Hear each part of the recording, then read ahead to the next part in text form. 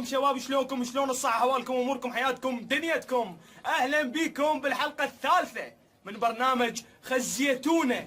بوياي انا عراقية والكون ظل يحلف بيا. بوياي انا عراقية والكون ابويا وانا من البصرة والعادة ناخذ عمره، يعني ام الغيرة السمرة. وبوياي انا عراقية بوياي استغفر الله عمي، لا تجيبين طار العراقيات على لسانك.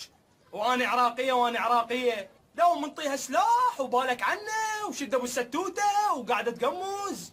عمي اللي بغير دول ويشوفها قاعده تغني على العراق مو يقوم يعفط لنا؟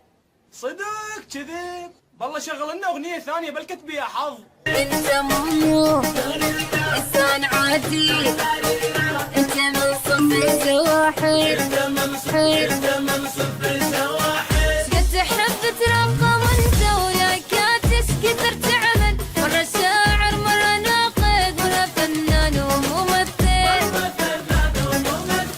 يعني حتى اسم الاغنيه مقزز، الزواحف. هي هاي بالاغنيه، يعني من شفت العنوان تخيلت هاي الصوره. خلونا نرجع الماضي. شمس المصلاوي، ارجع لي ورا ارجع.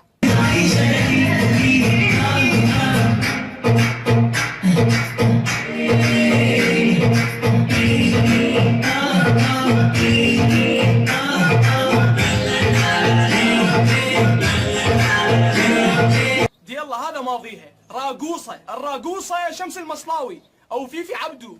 يعني والله مع الاسف فيش نماذج يحمل لقب فنانه، لان اكو كومه ناس عندها اصوات عجيبه وما حد ما مقلبهم.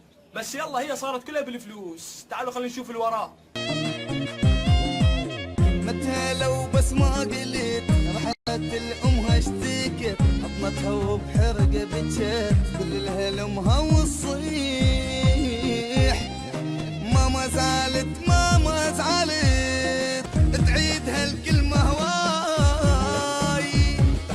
ماما زعلت ماما زعلت. صدق تحكي؟ ماما زعلت؟ او عيني ماما زعلت. شنو السالفه يعني؟ صدق كذب؟ والله قول لي يا شاعر منطق الكلمات، يا شاعر ضاحك عليك لك قصيدي هذا المنطق الكلمات ورا ما اعطاك اياهن وغنيت راح للحمام طق من الضحك عليك. حول عمي حول. على عناد الفيسبوكات البايخة اللي يغلطون علي، بعينكم اني داخلة بعينكم، وشخصيتي القوية ما انزلها وارجع اسوي فيديوهاتي واقلد الاطفال ومثل ما احباني، وما عندي صفحة على الفيسبوك. شنو؟ تقلدين اطفال؟ وانا عبالي كل هالضوجه والعركه، عبالي متعاركه لين بايقين ابنك. وبعينكم داخله وشخصيتي قويه، طلعت كل الهوسه على مود تقلد صوت اطفال. اعرض لنا شخصيتها القويه خلينا نشوفها بالله. اللي يكتب شي طائفي تحت صورتي او فيديو مالتي بلوك ابو تشبشير احمد تشبشير وهيك على راسه. مو توتك توته، انا واقف مثل ما انا في 89 ما قبلت فيه. بلوك ابو تشبشير احمد تشبشير وهيك على راسه. تشبشير؟ تشبشير؟ انا والله ما راح اتخبل. منين انتوا تجاوبكم على هالبرامج، تجاوبكم على هالسوالف؟ يعني هاي الناس من بده يقولها هيك يروح يسوي وهيك يسوي فيديوهات؟ يبطلون والله مو لعبتوا نفسي. عمي حكومتنا رشيدة، أدري أنت ما عندك غير محلات المشروبات، فتحهم عزلهم، فتحهم عزلهم. بعدين العالم عميها خليها ترى. أخذ الربع مالته لو البطلين بيرة مالته وراح للبيت، قعد ويا الجهال سولف، اتعشى لف راسه ونام. عمي لا يقشمروكم والله العظيم، ترى لا تغلقون محلات المشروبات الكحولية بالله العظيم اسبوعين هواي عليكم تبقون. عمي لا يقشمروكم. ما شاء الله ما شاء الله عمي، بارك الله بيك، كثر الله من امثالك. خوش نصيحة. شنو حضرتك مو مسلم؟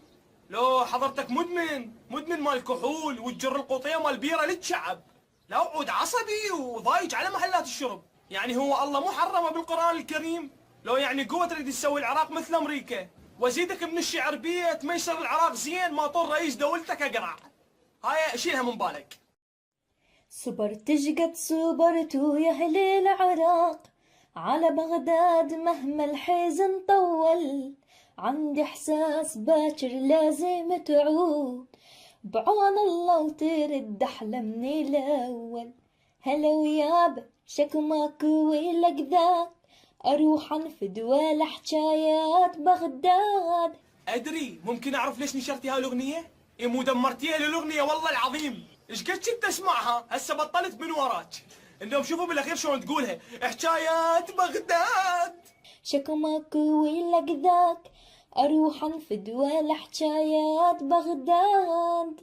والله يا الله، هسه صورتي روحك بالغرفه تغنين وتجوعرين بصوتك ومقتنعه بيه، تنشريه ليش؟ ولا تقولي لي صديقتي الخاينه باقته ونشرته. حول. في كل يوم جمعة يلتقي هواة ومربو الكلاب البوليسية والزينة على حدائق أبي نؤاس لاستعراض جمالها وتنمية قدراتها التدريبية. هذا التجمع الذي واظب عليه الشباب توسع إلى عدة آلاف. وكل جمعة هنا بأبو نؤاس نقيم تجمع ندرب حيواناتنا. فقط تدريب واستعراض أيضا يعني؟ تدريب، استعراض، جمالية، يعني متنوع. الاستعراض يكون متنوع. أي نعم. كم عدد المنتسبين من مربي وهواة الكلاب؟ 7500 واحد. بالله صدق تحجون. خلصت السوالف وقمتوا تربون كلاب؟ وهالتجمع الكبير وهالشباب هاي ما عندكم شغل وعمل؟ زين اوكي، الرفق بالحيوان حلو واجي وياك بهالشي، بس اكو اشياء اهم من هذا الشيء اللي انتو تسووه. يعني انتو 3500 شخص مثل ما قال هذا ابو كرش، لو تجمعون من كل شخص 1000 دينار ايش قد يصيرن؟ 3500 شخص يصيرن 3 ملايين ونص. هذني تجمعوهن وتودوهن للفقراء كل جمعة، للناس المريضة، للناس المحتاجة، أفضل من كلابكم. وقبل ما تعتنون بالحيوان اعتنوا بالإنسان. لا وكل كلب لا يقل عن 10,000 دولار، عبالك مشتري ساعة رولكس. من خلال حيواناتنا يعني تعرفنا واحد على الآخر، ومن تجمعنا هنا تعرفنا وصرنا حتى نطلع كأصدقاء بدون الرابطة، نطلع بأي مناطق ونفتر وهاي كأصدقاء احنا بيناتنا، وجمعنا حبنا لحيواناتنا يعني. هي جمعتوا حبكم للحيوانات؟ عمي والله خزيتونا، تقلب عمي اقلب. هناك حادثة ربما مشهورة حدثت بسببك، صدام عجلتان في الكرادة. لا أعرف أنها حدثت بسبب تلك الاصطدامات، لكن أعتقد أن شكل الجميل هو يثير بعض الشيء لدى الموجودين. لا واثقة من نفسها، مش واخد بالك يعني قابل انت هيفا وهبي على مود تصير من وراك حادث مال السيارات لين حضرتك عبرتي؟ خلونا نرجع للماضي شوية. في نادي هلا بروضة النخوة، وأيضا معنا ضيوف روضة الكناري الأهلية من المنصور حيدرا، والتقي بالست صباح مديرة الروضة. مرحبا، صباح الخير. أهلا وسهلا. آخر أخباركم؟ طبعا آخر أخبارنا رح نقوم بتسجيل أغنية على الكناري، طبعا الحان وليد حبوش. والله بصراحة لو باقي تسوين أغاني على الكناري أفضل لك. لا تستغربون إذا شفتوا مديرة مال روضة صارت نائبة بالدولة، ولا تستغربون إذا شفتوا يوميات واحد عراقي بيوم من الأيام صار وزير النفط. اتهموني بالكثير بسبب صمتي وكتماني، وهم لا يعلمون أن وراء سكوتي قصة وأسطورة تقتلني. لن أعاملهم بسوء مهما ازدادت وقاحتهم، بل سأتركهم يتساقطون أمامي بأخلاقهم المتقصفة. سمورة. سوف أضرب نفسي في الحديدة وأقتلني لأنك أنت من فعلت بي هذا، وسوف أدج كرشي في السكينة وأقتلها لأنك أنت من دمر الحياة بأجمعها. علاوي.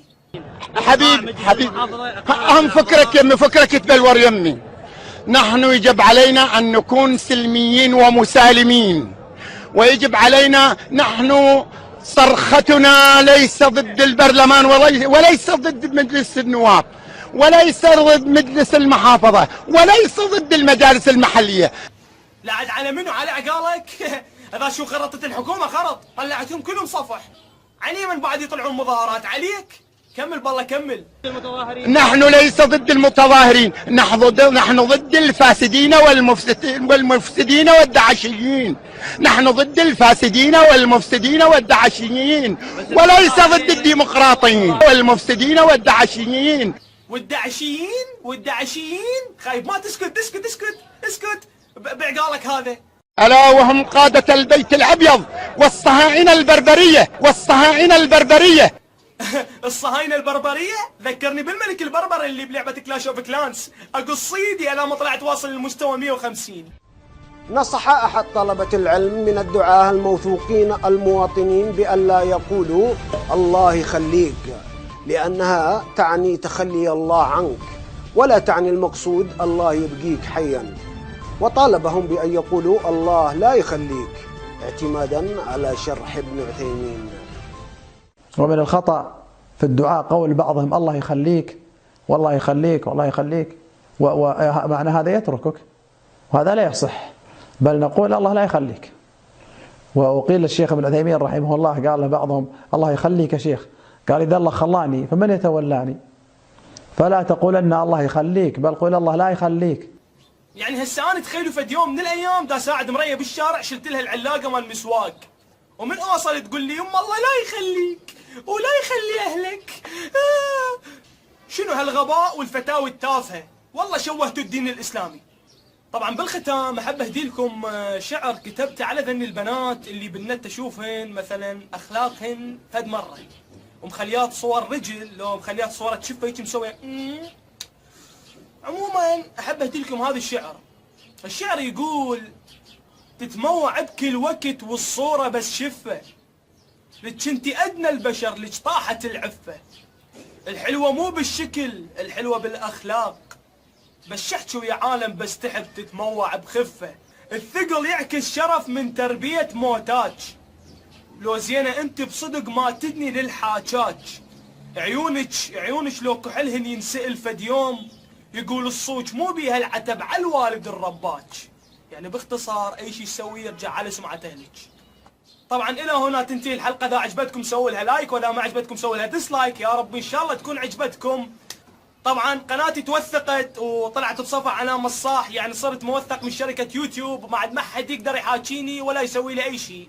وان شاء الله عن قريب محضر لكم كومه برامج وكومه حلقات، دا اصور هسه حاليا برنامج جديد بس يكمل ان شاء الله راح انزله لكم. بس اهم شيء تسووا لي لايك على صفحتي على الفيسبوك على مود تشوفون اخر اعمالي، صفحتي على الفيسبوك هذا الرابط مالتها، واهم شيء تسوي لي متابعه على الانستغرام هم هذا الرابط طالع لي جوا، واي فيديو تشوفوه ما حلو دزوا لي اياه بالخاص على مود اشتغله. والسلام عليكم ورحمه الله وبركاته. وصلحوا نفسكم يلا صلحوا الاخرين.